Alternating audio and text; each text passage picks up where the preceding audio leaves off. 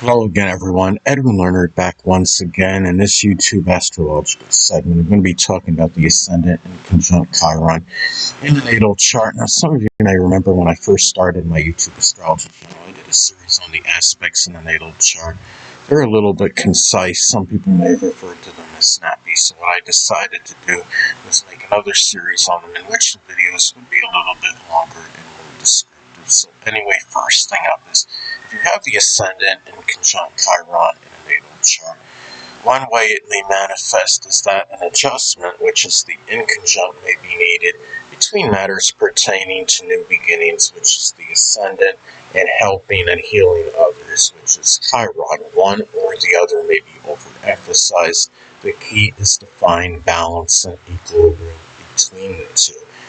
It could be where there may be times when matters associated with new beginnings may dominate your time and monopolize your time and energy to the expense or exclusion of helping and healing others, or it could be the other way around. At times you may be so focused and dominated by helping and healing others where you don't devote the time necessary to new beginnings. So, again, it's about finding the balance, the equilibrium, the harmony with this energy. Inconjuncts in astrology can often be about a lot of vacillation, fluctuation, and distortion of energy.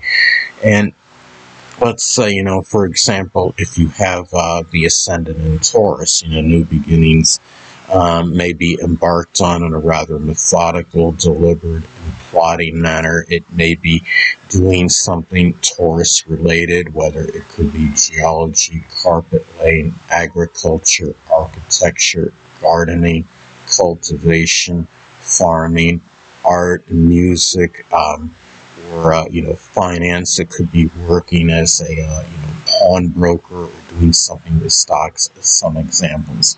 Now, also too, another way this aspect may be expressed in the natal chart is there may be an imbalance, which is the Inconjunct associated with people prominent in their early childhood, and a grandparent, which is the Ascendant, and helpers and healers, which is Chiron.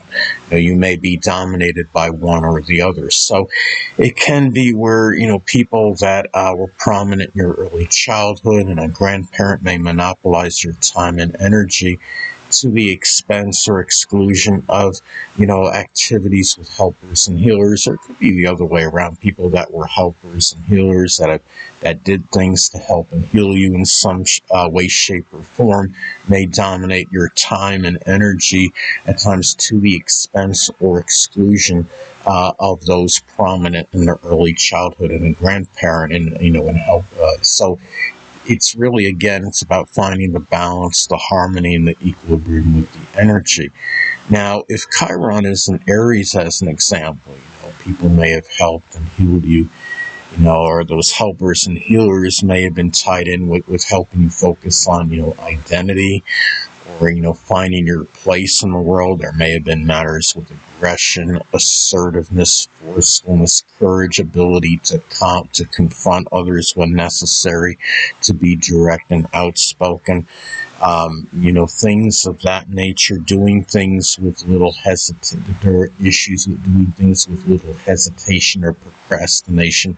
Those helpers and healers may have been there, for those matters in that example.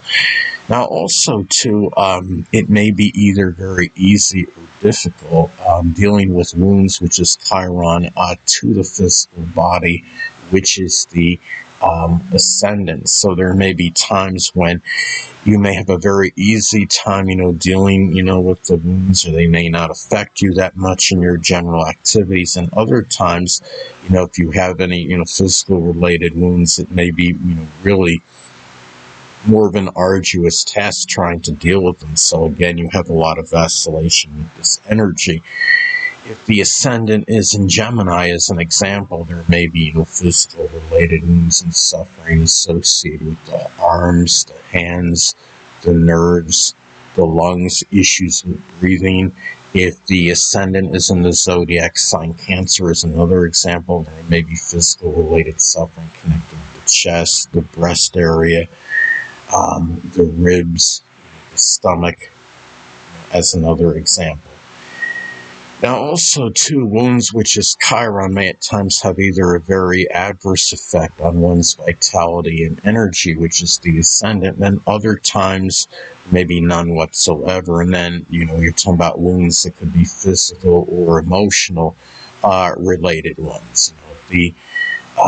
Let's say if Chiron is in Leo, as an example, there may be emotional related, issues connected with, maybe lack of being praised, lauded, getting accolades, recognition for one's achievements.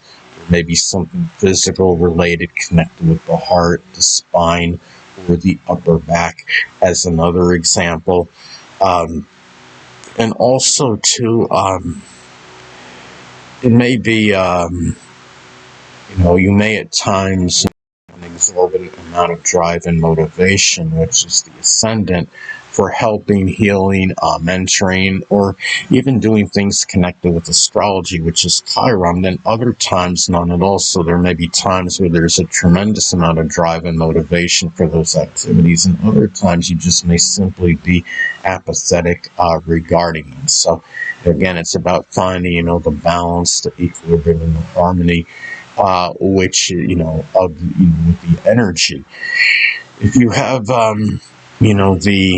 let's say, if Chiron is in Aquarius, you may help others, maybe, through integrating with society, forming friendships, attaining goals and aspirations, matters with expressing ingenuity, one's unique side. You may help mentor others in some Aquarius-related subject, whether it could be astrology, computers, electronics, astronomy, meteorology, aviation, innovation, new technology, as some examples.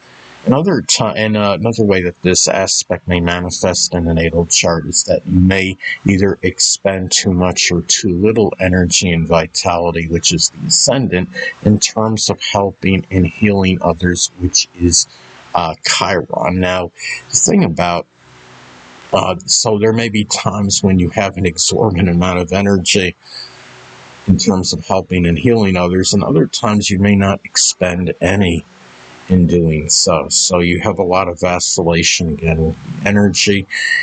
If you have, Chiron in Virgo as an example, you may help and heal others, through matters with maybe organization, whether it's in one's life or what have you, matters pertaining to health and fitness, diet, nutrition, maybe issues with cerebral, intellectual ability, analysis, as some examples, seeing the fine print, the details and matters. And also the deepest wound, which is Chiron, may have, either have an very adverse effect in terms of your, physical body and your appearance, how you appear to others, which is the Ascendant, then other times none at all. So, if the Ascendant is in Pisces, it could be, the appearance may become more disheveled, or if the Ascendant is in Virgo, if the person is having, if this is having a very adverse effect on their appearance, they may not appear as meticulously dressed as they had been before, but there could be other times when it has no effect whatsoever. So again, it's very extreme energy. The deepest wound could have either a very adverse effect at times on the physical body and appearance, but there may be times when it has none whatsoever, and the person, still appear the way he or she ordinarily does, and not have let these things affect them in that manner. But also, too, another way that this aspect may be expressed in the natal chart is that a grandparent and people prominent in one's early childhood, which is the Ascendant, may either be extremely beneficial or detrimental in matters connected with pain and anguish, which is Chiron. So now, if you have So there may be times where these people may be very helpful in those matters, and they may be to the detriment at times, or just simply no help at all. They may just simply be away and just appear uncaring, oblivious to those matters that you're dealing with pain and anguish, again, which is Chiron. Now, if Chiron is in Libra, as an example, one may deal with certain pain and anguish connected with relationships or finding balance, refinement, peace, tranquility in one's life, matters with sociability, just their relationships, in general. Chiron and Scorpio can indicate one dealing with a lot of pain and anguish and matters with support, or maybe matters pertaining to making a major change or transformation or a crisis that one may have endured, as some examples. Anyway, people, that'll conclude this YouTube astrological segment. Until next time, Edwin Leonard saying.